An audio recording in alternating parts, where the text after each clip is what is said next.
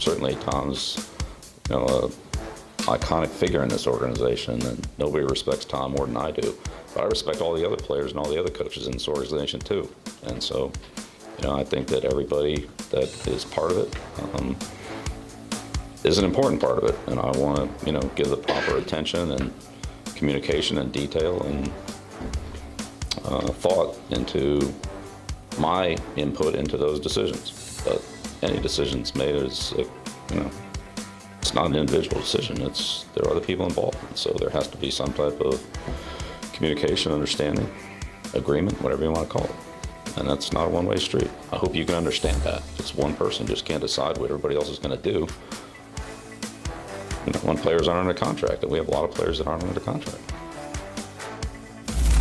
That's what it sounds like when a guy who is used to being in control of everything has no control over Tom Brady for 2020. That's the kind of meandering that you get, Chris, because the bottom line is it doesn't matter what Bill Belichick wants. Yeah, right. That doesn't mean a thing. Right. The first question in this analysis for the New England Patriots is, what does Tom Brady want? Because they could want him back desperately. And if he wants to go somewhere else, he's going somewhere else. Right, or the vice versa. If they don't want him back and Mr. Kraft and Tom want to come back, he's going to be back, right? I mean, I think that could go either way. So, yeah, Bill can only state his case at this point to ownership. And this is a huge. Whoa. Would Bill Belichick, would he stand for having Tom Brady crammed down his throat? And would Brady want to continue to stay if it's obvious Belichick doesn't want it? I don't know. You're right. I mean, I don't know that. I'm not sure. But, again, I think it's another player where, to your point, it's just like, I'm not sure Bill has total jurisdiction over this one player in this one conversation. This is a true organizational conversation, and the Kraft family will certainly be involved. Go ahead. What? You know what the ultimate power play would be from Tom Brady? What? It's the Magic Johnson power play. I'll run the coach off, and I'll bring in my own guy. That's the ultimate power play here. Yeah, well, that would be stupid if the Krafts listen to that, okay? Because I'm just saying, yes.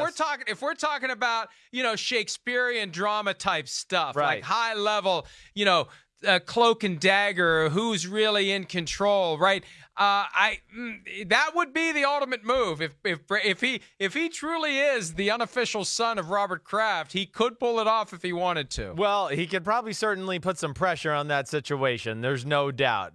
But I still think, Bill Belichick is mostly king of that jurisdiction still.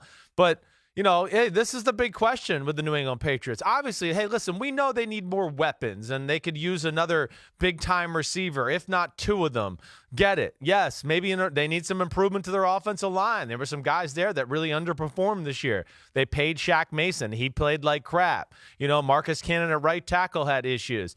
But the big thing is, before you sort anything out, is Brady. And I think, hey, Brady's play down the stretch, it was average. It was average at best. That's all there is to it. And I know people think I'm the Brady hater at sometimes. I'm just being honest, okay? So the play was average, and it's the first time in Tom Brady's career that I can look back at a year and go, really, Tom Brady won them no games this year. I mean, they won games because of their defense, and he took care of the football. There was other years where I've gone, man, Brady was so awesome. He carried the team. He won them like legitimately 4 or 5 games. But this year, that did not happen. And this is the big question, not only for the whole NFL, but to the Patriots, is what to do here. Because they're not far off. I mean, the Patriots, a weapon on offense, another big guy or two on the defensive line, and the Patriots are back to being in the conversation as the best team in football. I don't know how crazy this thought is, but you just have to wonder how Patriots fans would react to Bill Belichick plus some quarterback other than Tom Brady versus Tom Brady and Josh McDaniels, and Bill Belichick is out. How do you think the average Patriots fan would react to that choice? Which of the two would they want? I think the Patriots fans are extremely intelligent, and they realize that I think they would sacrifice one more year of, okay, we don't have Brady and it's over, for Belichick for 5 or 6 more years, and knowing that there's a chance that still greatness could come out of that. I think the Patriot fans are smart enough to know that at this point. So also because Bill would take Steve with him, and there's starting to be this sense that that's the Steve other thing. Belichick is going to be the next in line and continue this Belichick-Patriots connection for decades. Well, it does seem like there is something and there's the rumor, in the NFL that I've always heard that, like, hey, Bill Belichick did Mr. Kraft a favor by shipping Jimmy Garoppolo out to San Francisco, and that maybe this would be the favor in return, would to be Steve Belichick, the guy in waiting when Bill does leave. So just throwing that out there. Hi, I'm Mike Tirico, and thanks for watching. Make sure to hit subscribe for the latest news and highlights from NBC Sports.